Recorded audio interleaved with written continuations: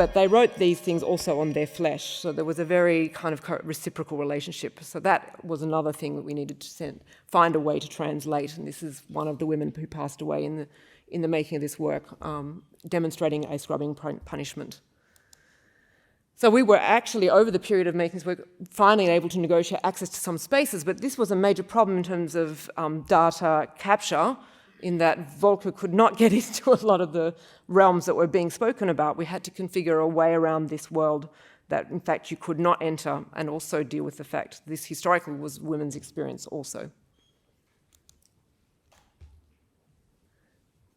This is a place called the Loft, so that scrubbing demonstration was where this occurred. But this is the state it was in when we were documenting it. It is now under renovation. This whole site is up for grabs from major redevelopment to hotels. You know, we've been, in fact, working with the women to try and prevent the whole site being completely forgotten. So in a sense, one of the ways in this work can operate as a future, as a means to carry the future forward, is to create an archive of their experience, not just documenting the site, but something much deeper, that deep mapping of the site. In the work itself, Bonnie talks about a room, and on the level of deep mapping, this is a kind of forensic aspect. You know, there's been an investigation by police. They collected lots of information. In fact, they used a lot of 3D mapping technology themselves in trying to document the solitary confinement spaces. 40 years down the track, lots of walls had been removed, things had disappeared. The testimony was difficult to have a sense of veracity about. But coming in and making this work, there were certain things the women pulled up straight away. They said, well, for example, see on this floor and on the ceiling, there are these marks. And these were walls, and the 2 solitary confinement spaces were here. And in fact, the panoramic view of that space when you're in the experience conveys extremely well the fact that it was stripped back. This evidence has been removed. So it's, in a sense, a forensics of not only what evidence remains, but what has been erased.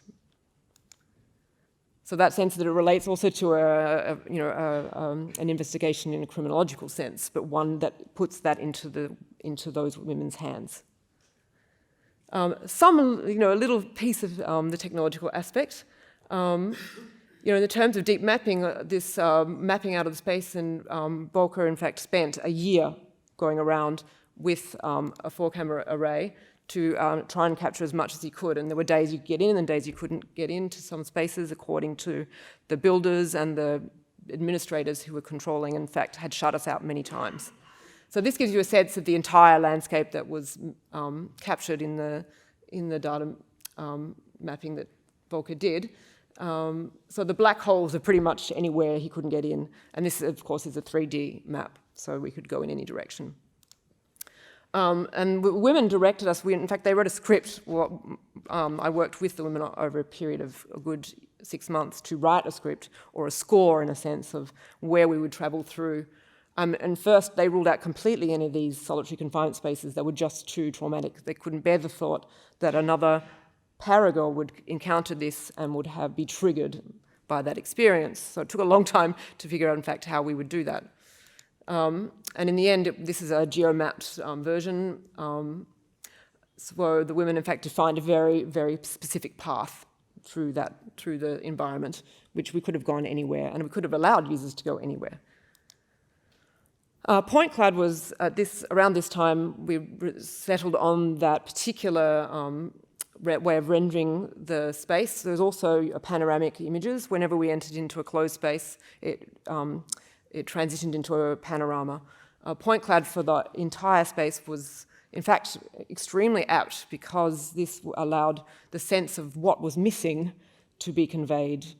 Not only as you moved through or were dragged through those spaces did it sort of disperse through your body and the sense of the history or the past or memory, and in fact, being an embodied experience.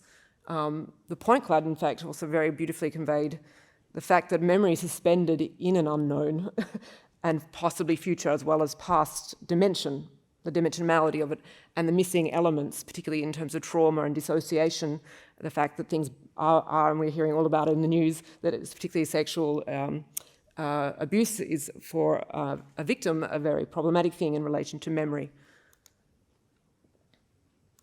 It's probably a little bit dark, and that's just an example of a work that we in fact came across in the making and understood to be relevant.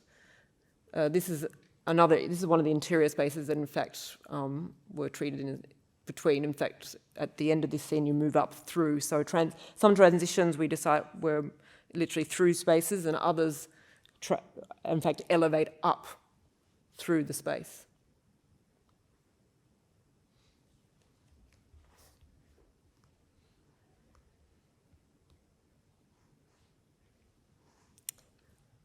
And then you're in the panoramic view.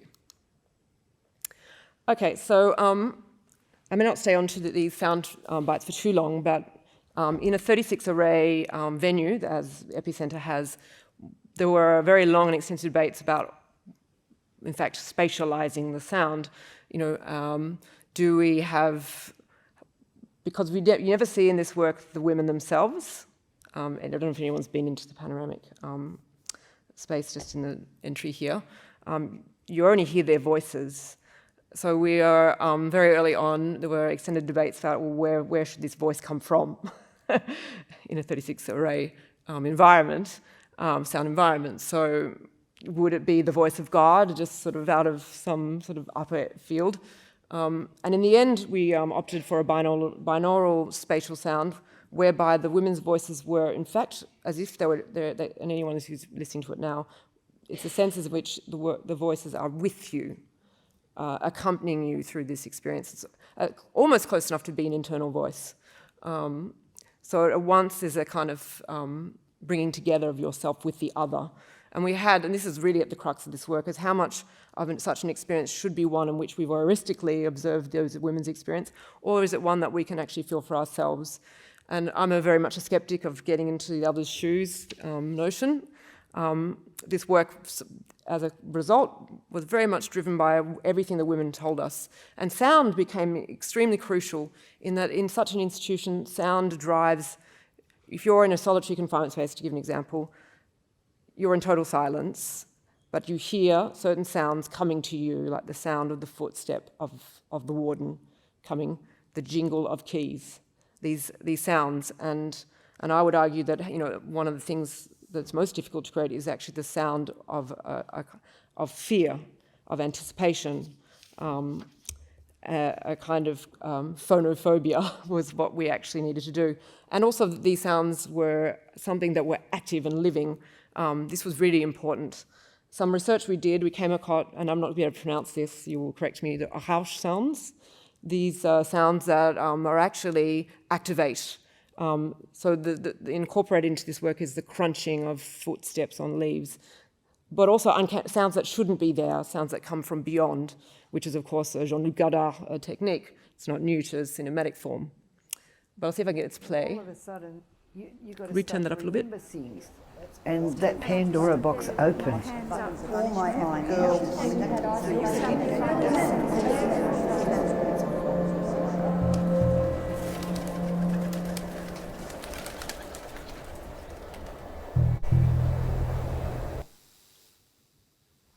So we hear this little clip with just like the fluttering sound of birds. So we got a very, very long list from the women of the affective sounds, the sounds that were for them redolent of their experience. And then it was a matter of really carefully constructing that experience as a sound experience, not only a visual experience, and having these things meld together. This is another little clip, which is very short. So.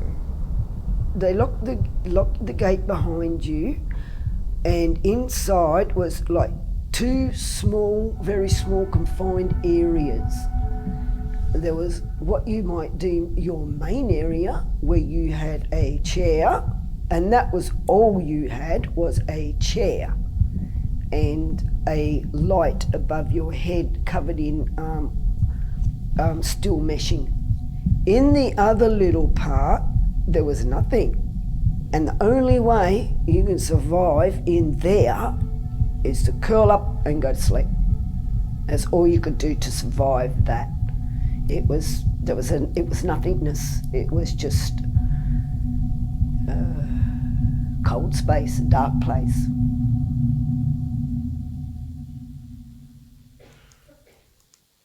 So at the end of that experience, you actually descend into a completely dark space, as she was describing, but at this point there's also a period of utter silence.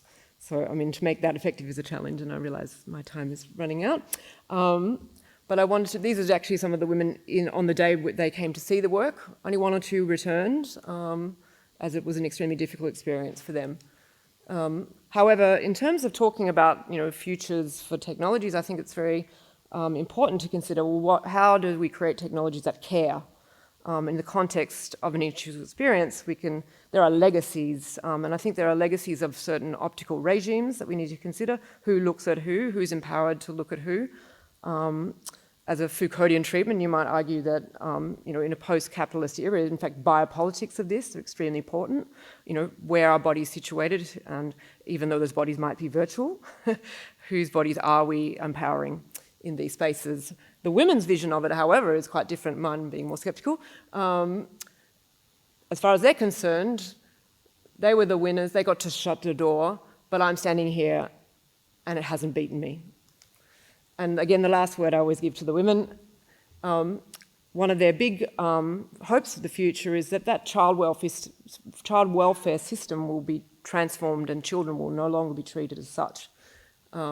So that their experience might be of some use. And I think that's a very apt way to think of how we might use technologies for future good. Thank you very much. Thank you so much, Celine. And just a quick question, because you can't be part of the panel. This is orphan children, right? No. What is that?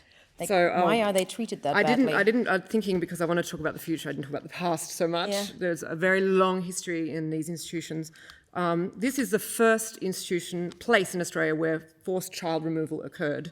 So it was an adjacent orphanage built for the children of the women born in the female factory. So this was an institution of labour and confinement at the origin of, and why I talk about the sort of neo-capitalist legacies of Australian institutionalisation of children are very much embedded in that place. So that's why it's significant to talk about it. I heard about the Aborigines that have been, the children have been kept away from their parents to socialise them. Yeah, there's 500,000. There was another Royal Commission set an inquiry into children called the Forgotten Australians. Their number, which is an understated number, 500,000 children were forcibly removed and institutionalised. A percentage of those are Aboriginal, and particularly children of Aboriginal descent. But, for example, there are no records. This is one of our battles, is that there are no the records of Aboriginality were deliberately erased in order to assimilate those children. They think about 12% of Parragirls were of Aboriginal descent, and certainly 2 of the women in this work identify as Aboriginal but have not been able to trace their family.